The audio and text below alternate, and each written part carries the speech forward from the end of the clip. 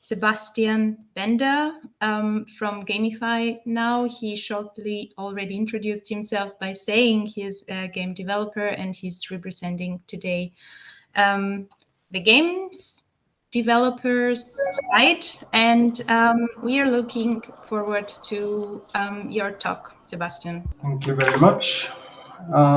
So let me see if that works. Do you see only the slides or do you see my presentation notes as well? We don't see the notes, we only see the presentation. Perfect, then it works like expected. So yeah, welcome to Gamified. I want to take you on a journey today to show you a little bit of what, when, and how you can apply gamification. I changed the topic a little bit because what, where, and how didn't really fit the whole 25-minute presentation. So as said before, I'm Sebastian. I'm the founder of a game studio called Wolpertinger Games in Munich, and I'm the creative director at the gamification specialist Gamify Now. And I have been creating games professionally for a little bit more than 12 years now, both for entertainment purposes and in serious contexts. And I truly believe that games are more than just entertainment. So this is why I chose that path of creating entertaining, but also educational or serious games. So I want to start the presentation with a simple kind of puzzle video. This is a square. Can you guess which spot that goes in? That's right. It goes in the square hole. And how about this rectangle? That one, that goes in there too. Up next, we've got this thin rectangle. Can you guess where that goes? That's right. It goes in the square hole. And up next, a cylinder. I think that goes in the square hole. Now, we've also got this semicircle right here. Do you see a slot that would fit the semicircle? That's right, it's the square hole. I hope you could follow the audio as well. But as you just saw, a toy, which is the puzzle that I presented to you, which is basically just a game without interactivity, can already lead players to come up with interesting new patterns to apply to a certain problem. Just like this video, interactive games can take you on a journey full of surprise and fun and giggles, and at the same time guide you, train you, and educate you. Just like this video maybe showed you how to cheat the toy. Gamification, if done right, incites curiosity. It motivates you to learn new patterns and behavior. It is interactive, as in it reacts to the user's input and actions. And most of all, it's fun. That's when everything that I just said is being combined. To a certain extent, I would say gamification or games in general are a little bit like magic. You start a trick by presenting something ordinary in an extraordinary way. That's normally called the hook. Then you lead the audiences on by its attention only to misdirect it skillfully towards a surprising twist. That's the subversion. And at the end, the reveal, there waits a memorable experience. And this only works because as humans and our human brains are naturally attracted to something curious. They're naturally curious. Our brain also loves finding and applying new patterns all the time. And we all love good stories, particularly stories that we can tell of our own experiences. So in order to understand what we can gamify and how we can do it, we need to understand the unique nature of games as interactive media. Games are, I would say, the only form of interactive media we know, apart maybe from theater and stuff. But looking at other media like text, images, audio, and film, these are linear media. Games are actively experienced, while the others are passively consumed. So all linear media is in itself part of games, but why aren't games linear then? The core is that games allow you to actively act, and they provide immediate feedback on your actions. This immediate feedback in turn triggers an action again. So we think about games as loops, not processes. So games can teach you a pattern and you repeat that pattern, becoming more efficient and effective. And therefore you learn a skill. You can now take that learned skill and put it to the test within the game. So first off, you start with something very accessible at the bottom left. A very low skill, low difficulty challenge. You take action towards that challenge and you get feedback. And this informs your next action on a more difficult challenge. And this can repeat indefinitely. So if we balance that correctly, and that's your job as a designer, you enter a state that's called flow. And if the challenges are too difficult or too simple, you end up either in frustration or boredom. So as a designer, your challenge is to create an environment where failing is allowed or even encouraged in order to learn and improve the skill particularly. Your challenge is to visualize progress and celebrate every success with your players to positively reinforce correct behavior. And you want to reward players' intrinsic motivation to do something and to tackle new challenges, to improve themselves and their skills. So if at last you can put this game loop into an epic context, then congratulations, you created a game, or I would say an interactive playground. A playground where you can experience your own story, a playground where you are the hero. And that's one thing to always remember. Games don't tell stories, players do. You want to create experiences in your playground that people want to talk about. You want to give their actions meaning. You want to make it epic. So to reiterate that far, gamification needs to be accessible for players of all skill. It needs to provide immediate feedback to keep them engaged in the game loop. It needs to show progress and reward the players by making them feel good about their behavior. And it should be super epic at the same time. So what exactly can we gamify then? The short answer to that is practically everything. But not everything automatically becomes better by gamification. So to find real gamification potentials, I'm normally using a simple kind of checklist without any claim for completeness. First of all, first question is it boring or frustrating? Look back at the flow. Gamification is very complex, and you do not look for marginal improvements. You want to spend your time and money on making an actual impact. So if it is awesome already, and it is entertaining already, gamification will hardly have a positive impact and improve anything. So your players are kind of already in the flow, so you don't need to work on that. But boredom and frustration can still happen in generally well-designed systems or processes. For example, when they lack certain meaning or a certain feedback, or just in general, a motivating epic context. The second question would be, can you do it repeatedly? You want to look for loops and the skills that are used within these loops. If you want someone to check a box on a form, there's hardly a game hidden in there. It's a one-off action on your website and it requires no skill. But you can start with good user interface design to already improve that. You could add a cool animation to the form and your website to motivate that kind of user action or reward it. That's not gamification per se, but it's a really good start into the right direction. And this leads me to the third point or question, can you improve a skill? Big goals and gains mean big potential. No matter if you look at graduating university or training precision surgery, Gamification needs to improve the player first and the system second.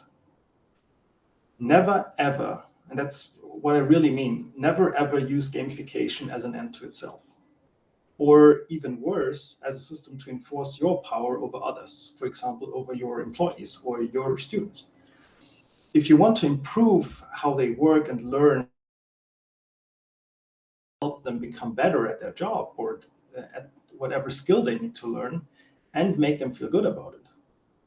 You don't want to control them or micromanage them. Gamification must always serve and encourage the players to follow their intrinsic motivation for personal growth and development. So the fourth question is, may it even be entertaining? You want to watch out for laws and rules which prevent you from turning something legally binding into fun and games. Your pilot's takeoff checklist should not leave out critical steps because it's presented in kind of a fun quiz. You want to be safe on your plane. But there might be a huge potential in training this procedure in a playful simulation. So entertaining does not automatically mean it's childish or laughable or cartoony. Entertainment is often key to foster acceptance, to encourage learning by failing in safe spaces, or to reduce barriers and anxiety to interact with certain systems. So gamification always requires some courage to think differently. And this leads me to the fifth question and last question. Do you really want to change things? Kind of a disclaimer or warning, like playing can be fun, successful gamification can spread uncontrollably. So often gamification requires changes in the background, changes in established systems or structures or processes. And gamification triggers change processes as a consequence of changed player behavior. So this might be the biggest indicator for potential. Gamification, creating change, especially in the age of digitalization or new work or tearing down educational inequity. So the second question is when to gamify. And this is answered very easily from the beginning. If in doubt, just start now. Gamification needs to grow with whatever process, service, or product you're developing. And it needs to grow with its players. We heard that before from Sebastian in the keynote. You kind of need to apply the same principles that you want your players to accept. You want to iterate through regular action and feedback loops. So you start simple and expand your system, your gamification, your game over time, just as your players grow over time in numbers and skill. And it's never too late to gamify. So just as you can graft a tree to grow new branches, you can also change a system to make it better by gamification. But most importantly, I think, is the question of how to gamify once you identified your potential and once you're ready for takeoff and for growth. You can always talk to us. Of course, we like to help, but apart from this shameless self-promotion here, you can start with a couple of factors of success by yourself rather easily. First off, you want to know your players and you want to know their motivation. If in doubt, go ask them directly what they enjoy in their free time. It can be anything, not only games. Some players like competition and action, like sports. Others love optimization challenges or creative expression, like art. And again, others want to collaborate or escape into fantastical worlds and roleplay.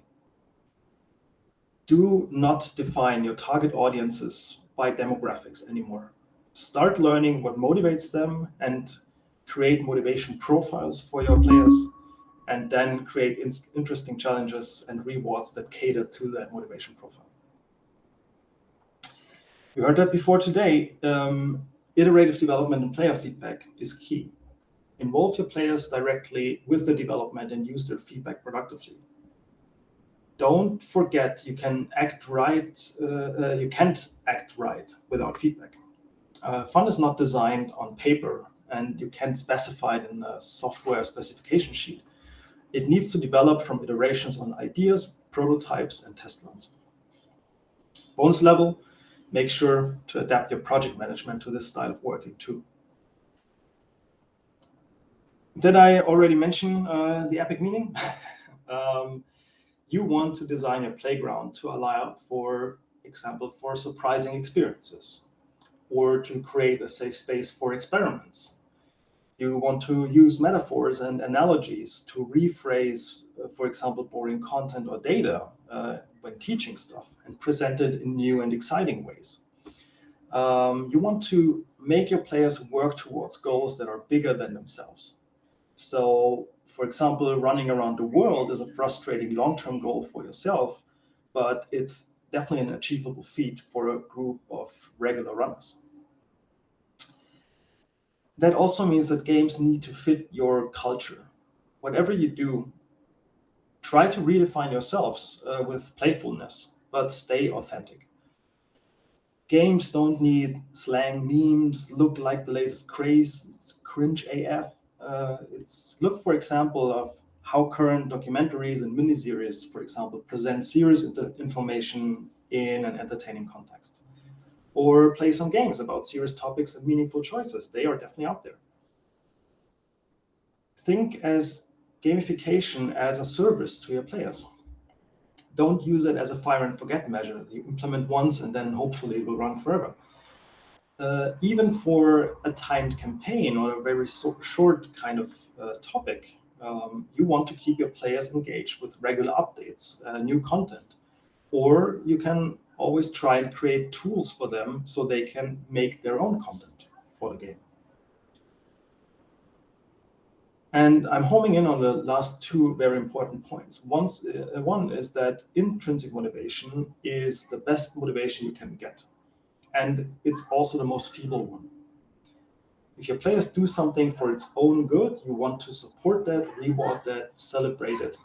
But do not, never introduce extrinsic rewards like money or benefits or goods if you don't commit to keeping and expanding them forever, over time. It's really important because once you get paid for something, in any way, it feels like a ripoff to do it again for free. And this can and will kill your game and whole community. And that ties kind of to the last but not least point here, that the golden circle of the game is sacred. It's sacred to your players. Remember the magic trick in the beginning. Your magic trick backfires hard once it becomes clear to you that it's just a shady kind of con game in a back alley that goes for your money.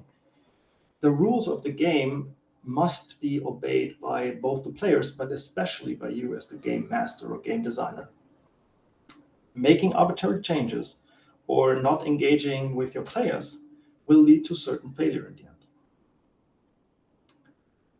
So to wrap all of that up, I want to guide you through a little dichotomy or a little overview of various complexity of gamification to maybe look for things that fit whatever you want to create. Gamification already starts with optimizing your user experience design.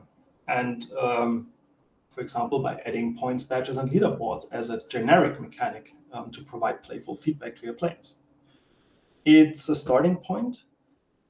It often lacks depth or meaning, and it can be perceived as kind of a cheap trick by your players. So what you want to do is start thinking about giving already your points, badges, and leaderboards meaning and implement them in a way that it also appeals to the players.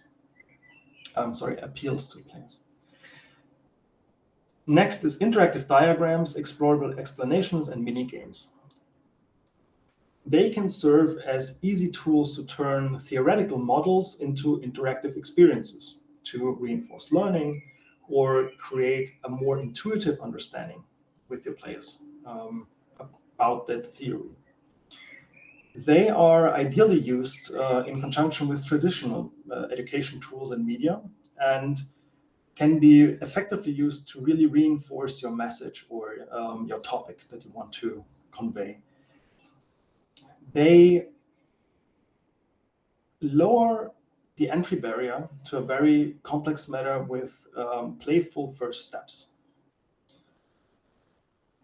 Next up in gamification, I would add a very specific kind of genre, and we had it before that not every game needs to be digital. It's what we call alternate reality games. They are played in the real world and are based on something like a rule book that you create and a fictional stage that you create for a fictional game world.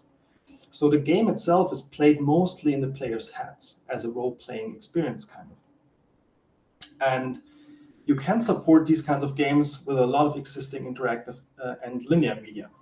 So these alternate reality games, or ARGs, rely heavily on human interaction and on community management. They are great means to encourage people to role-play and engage with new socio-cultural ideas. And they are also great for building communities around certain ideas. More complex than that are simulations. They, on the other hand, are trying to actually model a real system and are really based on reality. And typically, they want to generate new insights into these kinds of systems that they're based on, or they want to mine for data, or lower the cost of training. So they can range from very simple tycoon games to highly specialized software with custom hardware, hence the complexity when you look, for example, at flight simulators. If you look at virtual, augmented, and extended realities, this is more like a very broad category for gamification in games. And the big benefit of these technologies and these ideas is they offer completely new ways of experiencing things that are otherwise just not possible. You might visit another planet or move around in your own heart. You should not use these kind of technologies to just replicate reality, because then this might actually be boring in its presentation. You want to use that to make something very fantastic feel real. And you want to open up new perspectives on the world for the players by, for example, shrinking them or maximizing them or taking them into places that are just not accessible in the real world. The complexity of these systems stems mostly from the lack of fundamental research and accessible hardware. This, of course, is rapidly improving, so definitely start working on these now. But be aware that there's like a lot of things that you still need to learn. And even more complex than that is the idea of platforms or creating massive multiplayer games. Because these can potentially include everything of the aforementioned means of gamification. But they truly offer a potential to disrupt. And they are therefore more comparable to developing something completely new, like a completely new infrastructure. And therefore, they rely on a lot of R&D and development labor. But in the end, it might be worth it to create just something that is actually turning the way of how we learn, work, or do things on top of its head. And especially persistent online worlds have often proven before in the gaming area that they foster extraordinary creativity, they help tearing down physical and cultural barriers, and they definitely allow for a more diverse, inclusive, and equal community. So I'm just looking at the time a little bit. I brought a couple of examples to also present a little bit of context towards these ideas just presented. I would quickly go through them, and if you're more interested in them, feel free to post that as a question after this talk. First off, something that maybe you already saw before is Folded, which is a puzzle game about folding proteins. It's a simulation that challenges the player's creativity to solve very complex real-world problems. The proteins that have been successfully folded and therefore match the criteria of the puzzle challenge are actually synthesized in real labs. And this is a real good example of crowdsourced research through games, and it's a huge success. It was even recently used in, for example, the development of COVID vaccines. A totally different example is the Stockholm Speed Trap lottery. So in Stockholm, car drivers automatically enter a lottery by obeying speed limits when passing this kind of inverted speed trap.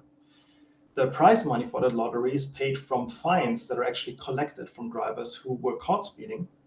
And this project successfully reduced air pollution and improved traffic safety in the area. So my educated guess would be that motivation might work better than fines.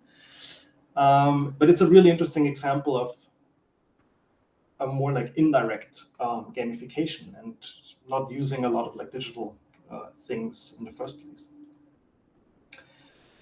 We worked on a project for automotive to create a fully digital virtual reality studio for product managers and designers to actually view, edit, and approve the designs for cars and car parts.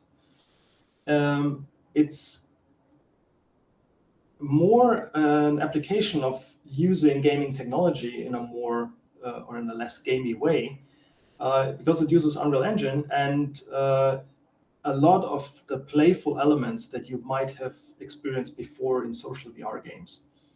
And this creates an engaging and fun to use online work environment and not just a productivity tool. World Without Oil is basically the OG of alternate reality games. It definitely pioneered the genre. Players participate in this experiment by behaving in reality as if the world is undergoing an oil shortage crisis. Maybe quite relevant today. The players basically receive fictional news. I don't want to say fake news, it's fictional news, every day about how gas prices fluctuate and what petrochemical products might not be available in stores. And then actually act out like this is really happening in the real world. So this ARG teaches actively about how oil influences our day-to-day, everyday daily life and created an online community that also outlasted the game, which is, I think, quite impressive. An example of explorable explanations as interactive models, which are commonly used in websites and digital publications of articles and also scientific papers. I'm not quite sure if we share the slides afterwards. I would definitely feel free to do so because then you can also click some links. These explorables basically make complex formulas, models, and theories interactable in a playful way. So players actually develop a very intuitive understanding for these models and can experiment with them to test various assumptions and scenarios. Or look at development over time in certain models, or to even understand causality and correlation in a way more intuitive way. We created a little mini game when COVID started called Super Simple Stuff. And this was just created to actually reinforce the messaging of the WHO around preventive COVID infection measures. So everything you could do to not get COVID. It presented these, there were 10 rules, and these rules were presented in a very simple way around hygiene and social behavior in 10 very fun, playful, super quick mini puzzles. It was a 5-minute experience. And with the game, the message just reached a younger audience of players, and it provided a different way of learning these principles by acting upon them in a fun way. And this was really meant as a reinforcing kind of measure and not as a game to actively like force teach people about something. It was really just when you heard all about it in news already, you could go online and actually play it or show it to your kids who would have a way easier time to actually understand it from that game than from some news and media article. And the last example I want to show you is an application of using a hybrid kind of game solution in a more complex environment, where we created a CPR roadshow together with Tiva, a big pharmaceutical company, and the NGO Die Johanniter in Germany. This is a truck touring Germany last year and also this year that has a kind of escape room built into the back of its trailer. You enter into a simulated subway train only to find a person, a CPR training puppet, lying on the floor unconsciously. So there's no trainer. You only have the 3D train driver avatar on a display that is actually turning around and calling you to perform CPR on that guy who was lying on the floor until you arrive with the train at the next station. So the players just need to engage intuitively and naturally, like in reality, with the person on the floor and actually do their best to save their life. So the whole room reacted to their performance about the rhythm of the heartbeat of the heart massage, or you were guided by the avatar through using a defibrillator, actually. And this game successfully simulated a real scenario that is really hard to teach. And it worked with a lot of audiences. So we had families, groups of colleagues, groups of friends, students, people of basically all ages, cultures, and backgrounds use it also together as a group, because it was really just something where they could act and really learn how easy it can be to actually save a life. And with that, I would say thanks a lot for your attention. And I'm actually at the 30-minute mark, so sorry for nailing it. I hope we still have maybe 5 minutes for some questions. Thank you, Sebastian.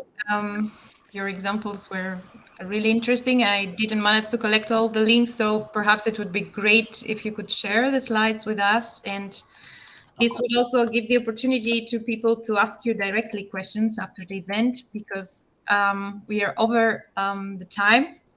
I will go shortly around the room and check, or people can directly come to the spotlight where Helge was before, so where I am running now. And if there are any questions, please do that now, because we don't have a lot of time, and I guess many of you would like to have a break. I totally understand that, but I hope that even if there's no questions, it was insightful anyways.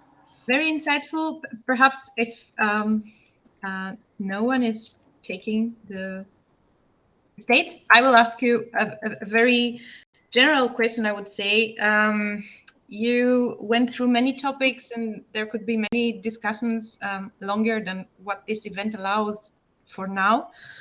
But you talked about the iterative development and how important it is, and to take into perspective the players' needs and natural barriers they may already have.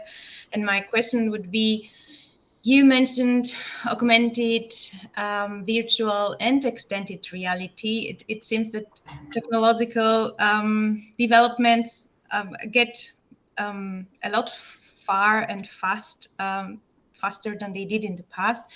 I guess it's a costly thing to develop for to taking into consideration all barriers that may be, but perhaps if those technologies are getting cheaper, then these barriers are somehow, I don't know, they don't exist anymore. And my question is, how do you see that happening? How do you see all those new technologies being perhaps more accessible and therefore being part of how you develop games?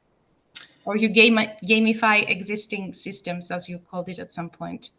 It's a really good question. So we follow this development rather closely, because especially for training and education, we do a lot of grown-up education. So we're not working that much with kids. We're working more with like adults for the most part in our day-to-day job. But especially these technologies, we are, for example, at the moment developing a product with a partner, which is a virtual fire extinguishing simulation. It's for fire safety training. Everybody knows that who worked at a bigger company or at some university, and you always at some point needed to get out, and there was a guy with a big like flame thingy standing there, and you had to actually use a fire extinguisher and train extinguishing a fire. And we are now creating something that's actually taking that into a virtual space. And this happens in two areas. So one, we have a virtual reality simulation for that, where you actually put up your headset and you actually act it out in virtual reality. So you can actually do it and train it indoors. And this wouldn't have been thinkable 10 years ago, because it would have just been so expensive for a very specific kind of like market niche like that. But now with an access to actually more cheaper headsets and technology, it's actually doable. And also, of course, the performance of the systems work, so you can actually create a real fire simulation and not just some visual effects. And I think this is an interesting example to see how technology always enables new use cases, and especially go into more niche areas. And I think especially for education, that's important, because the broad and general education is quite established, and it's hard to disrupt it in a way, also from a political and cultural point of view. But I think with these new technologies, we are actually able to create new kind of experiences and actually really add to the existing media that's there, instead of trying to replace it. So I would say that for virtual reality, this is now a case that's actually more easily applied. For augmented and extended reality or mixed reality, whatever you want to call it, I think this is still far out, because it's extremely costly at the moment, and especially the hardware is just not there yet that it really works. But for very specialized use cases, it's already something that you can look into. And if you find a good application for the technology and what it offers, then of course I would encourage everyone to just use their time and actually work on that, and see if it can lead to something that might be kind of a breakthrough potential.